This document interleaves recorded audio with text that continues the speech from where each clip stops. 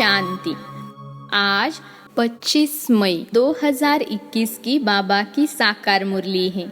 मुरली के महावाक्य हैं, मीठे बच्चे, इस ड्रामा के अंदर विनाश की भारी नूंद है।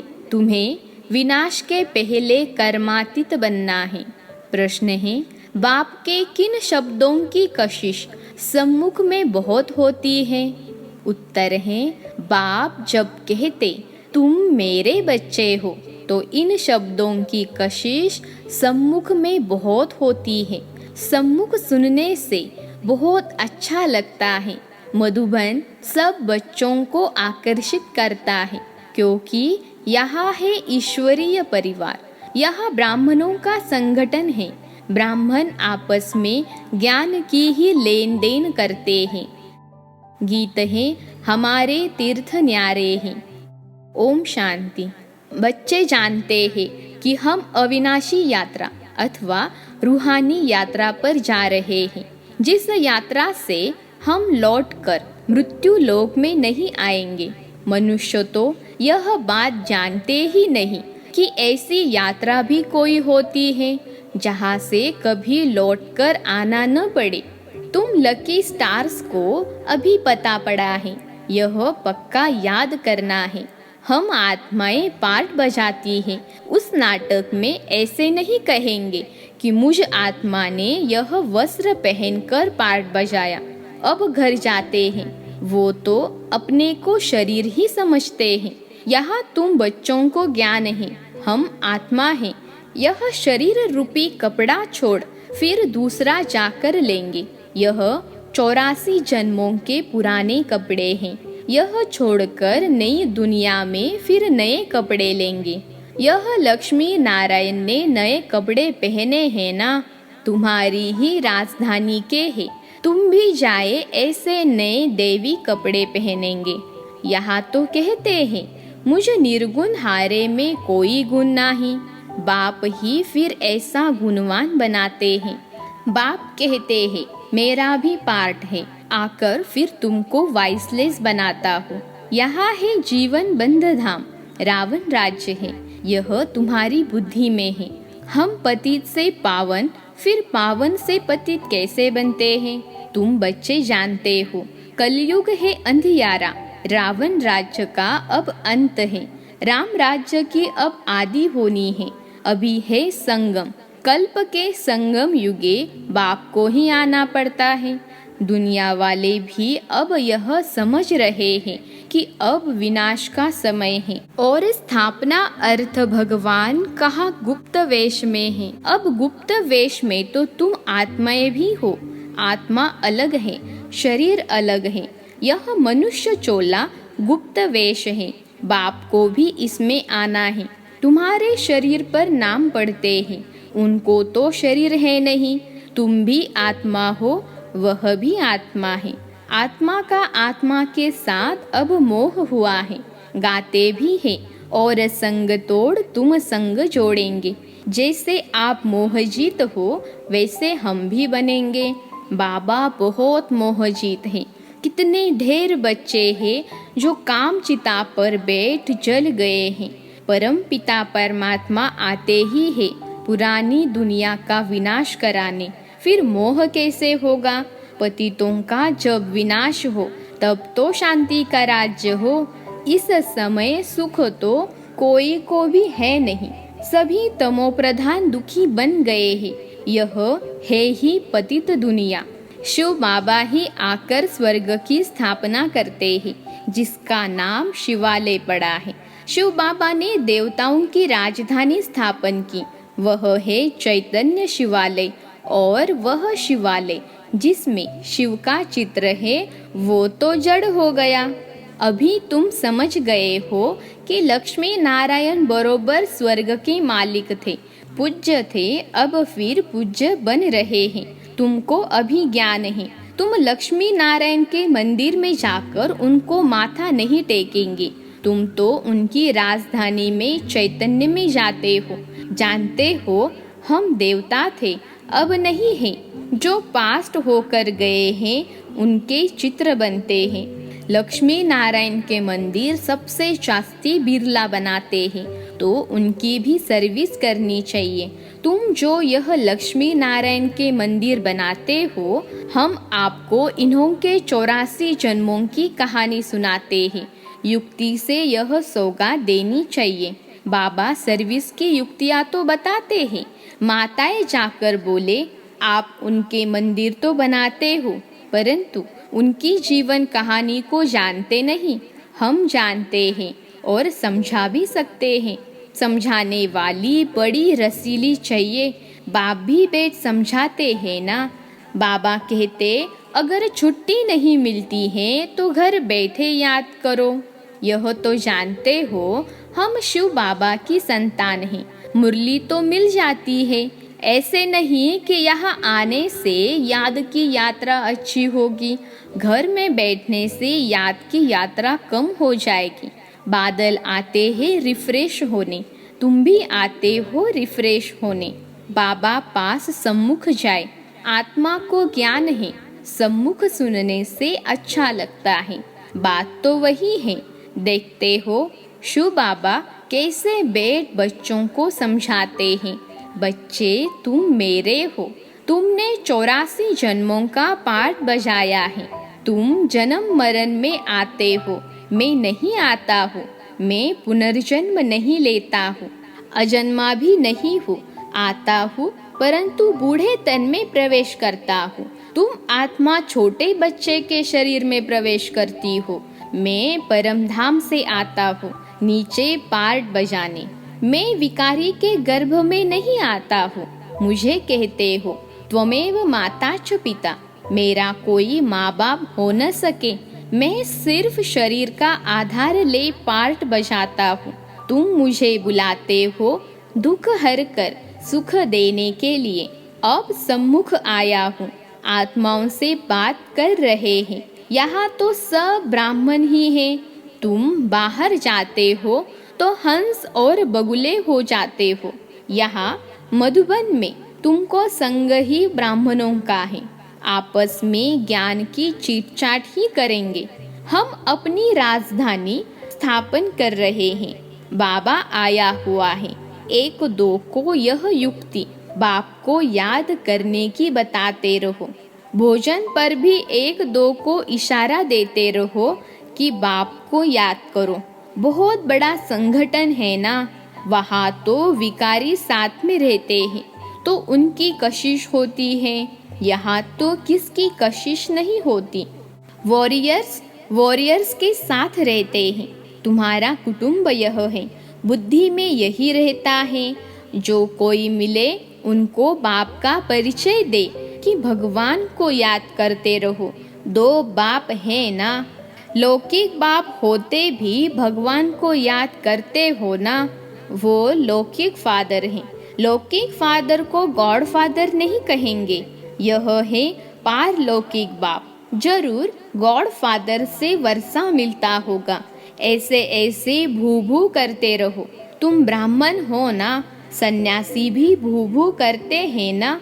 इस दुनिया का सुख काग विष्टा के समान है। कितना दुख है।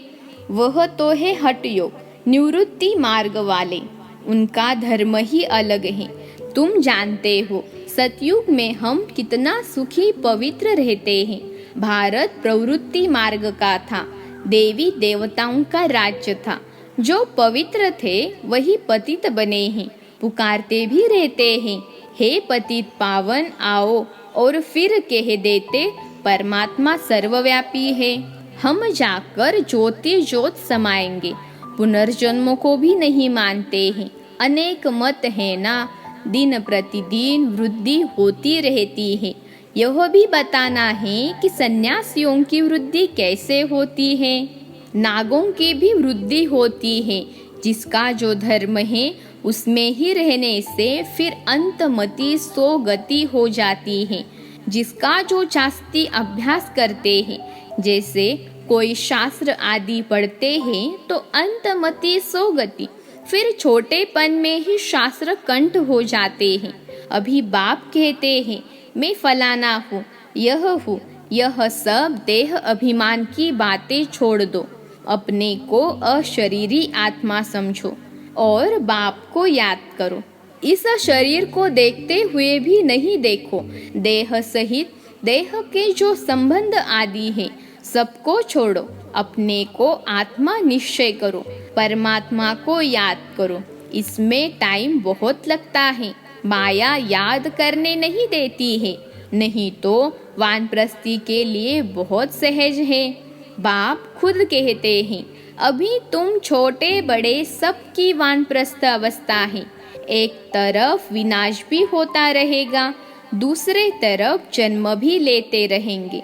पुनर्जन्म लेना होगा तो आ जाएंगे, बच्चे भी पैदा होंगे, फिर विनाश भी हो जाएगा।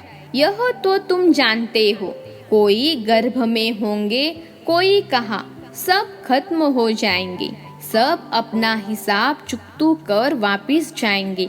हिसाब किताब रहा हुआ होगा तो अच्छी रीति सजाएं खानी पड़ेगी, फिर वह भी हल्का हो जाएगा। ऐसे नहीं कि योग में भी रहो और पाप भी करते रहो। कई बच्चे एक तरफ चार्ट भी लिखते रहते और फिर कहते माया ने मुंह काला कर दिया, माया ने हरा दिया, तो कच्चा कहेंगे ना। तो बाप समझाते हैं कि तुम ऐसे समझो कि हम थोड़े दिन यहाँ हैं, फिर चले जाएंगे। इन सब का विनाश हो रहा है। बाप कहते हैं मुझे याद करो तो विकर्म विनाश होंगे। अपना चार्ट देखते रहो। हम कितनों को रास्ता बताते हैं और पुरुषार्थ कराते हैं। तन मन धन से रूहानी सेवा में मददगार बनना पड़े। कहते हैं मन को अमन नहीं कर सकते, आत्मा तो है ही शांत। हम आत्मा अपने परम धाम में जाकर बैठेगी। कोई दुनिया का संकल्प नहीं आएगा। ऐसे नहीं कि आंखें बंद कर अनकॉन्शियस होना है। ऐसे बहुत सीखते भी हैं। 10-15 दिन अनकॉन्शियस भी हो जाते हैं। यह अभ्यास करते हैं, फिर इतने समय बाद जाग जाएंगे। जैसे टाइम बॉम्ब्स होते हैं तो उनका भी टाइम होता है। यह इतने घंटे बाद फटेंगे। तुम बच्चों को पता है हम योग लगा रहे हैं। जब तमो प्रधान कीचड़ा निकलेगा हम सतो प्रधान बन जाएंगे, तो फिर इस शरीर को छोड़ देंगे। हम अभी योग की यात्रा पर हैं। टाइम मिला हुआ है, फिर यह शरीर छोड़ना ही है, फिर सब खत्म हो जाएगा। टाइम नूंदा हुआ है, फिर पिछाड़ी में मच्छरों सदृश शरीर छोड़ेंगे। विनाश होगा। तुम कर्मातीत अवस्था को पाएंगे, फिर विनाश शुरू हो जाएगा। विनाश का बड़ा भारी सीन है। यह ड्रामा में भारी नोंद है। तुम जानते हो हमारी अवस्था एक रस रहेगी। खुशी में सदैव हर्षित रहेंगे। यह दुनिया तो खलास होनी ही है। जानते हैं कल्प कल्प संगम युग होता है, तब विनाश होता है। सिर्फ बॉम्ब्स नहीं, नेचुरल कैलेमिटीज भी मदद करती हैं। तो बच्चों को यह बुद्धि में रहना चाहिए। अभी हमको जाना है। जितना बाबा को याद करेंगे तो विकर्म विनाश होंगे, ऊंच पद पाएंगे। Charity begins at home. कोशिश करना चाहिए कन्या वह जो पियर घर और ससुर घर का उद्धार करे। तो चैरिटी बिगिंस एट होम हुआ ना। सर्विस में लगा रहना चाहिए। बोलो शिव बाबा कहते हैं मुझे याद करो तो वर्षा मिलेगा। सीधी बात है। एक अल्फ को याद करोगे तो स्वर्ग का वर्षा तुम्हारा है। विश्व के मालिक तुम बन जाएंगे। अब वर्षा पाना है तो मुझे याद करो। बच्चों का फर्ज है यह पैगाम देना। आगे भी दिया था, बताना है। विनाश सामने खड़ा है। कलयुग के बाद सतयुग आएगा। बाप ही आकर वर्षा देते हैं। रावण नरकवासी बनाते हैं, बाप आकर स्वर्गवासी बनाते हैं। कहानी भारत की है। भारतवासियों को खड़ा करना है। पहले शिव के मंदिर में जाकर समझाना है। यह बाप नई सृष्टि रचने वाला है। कहते हैं मुझे याद करो तो तुम्हारे विकर्म विनाश हो। यह निराकार बाबा आए हुए हैं, ब्रह्मा द्वारा स्वर्ग की स्थापना करा रहे हैं। अब बाप और वर्षे को याद करो। 84 जन्म पूरे हुए हैं। अब हम आपको बताते हैं। अब मानो न मानो तुम्हारी मर्जी। बातें तो बड़ी अच्छी है। बाप ही दुख हरता सुख करता है। थोड़ा ही समझाया, यह चला। यह है तुम्हारा धंधा। मेहनत तो कुछ है नहीं, सिर्फ मुख से बोलना है। बाप कहते हैं मुझे याद करो, देही अभिमानी बनो। शिव के पुजारियों पास जाओ, फिर लक्ष्मी नारायण के पुजारियों के पास जाओ, उन्हें उनकी जीवन कहानी सुनाओ। अच्छा, मीठे मीठे सिखिलते बच्चों प्रति माता पिता बाप दादा का याद प्यार और गुड मॉर्निंग। रूहानी बाप की रूहानी बच्चों को नमस्ते। हम रूहानी बच्चों की रूहानी माता पिता बाप दादा को याद प्यार गुड मॉर्निंग और नमस्ते बाबा नमस्ते। धारणा के लिए मुख्य सार है। पहली पॉइंट, तन मन धन से रूहानी सेवा में मददगार बनना है। सबको अल्फ का परिचय दे वर्षे का अधिकारी बनाना है।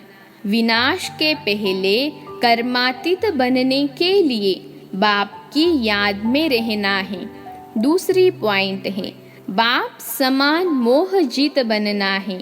आत्मा का आत्मा से जो मोह हो गया है उसे निकाल। एक बाप से लगन लगानी है। आज का वरदान है, निराकारी स्थिति के अभ्यास द्वारा मैंपन को समाप्त करने वाले निरहंकारी भव। निराकारी स्थिति के अभ्यास द्वारा मैंपन को समाप्त करने वाले निरहंकारी भव। विश्लेषण है, वर्तमान समय सबसे महीन और सुंदर धागा यह मैंपन है। यह मैं शब्द ही देह अभिमान से पार ले जाने वाला भी है, तो देह अभिमान में लाने वाला भी है। जब मैंपन उल्टे रूप में आता है तो बाप का प्यारा बनाने के बजाय कोई न कोई आत्मा का नाम मान शान का प्यारा बना देता है। इस बंधन से मुक्त बनने के लिए निरंतर निराकारी स्थिति में स्थित होकर साकार में आओ। इस अभ्यास को नेचुरल नेचर बना दो तो निरअहंकारी बन जाएंगे। आज का स्लोगन है, किसी की बुरी व अच्छी बात सुनकर संकल्प में भी घृणा भाव आना, यह भी परमत है। किसी की बुरी व अच्छी बात सुनकर संकल्प में भी घृणा भाव आना, यह भी परमत है। अच्छा, ओम शांति।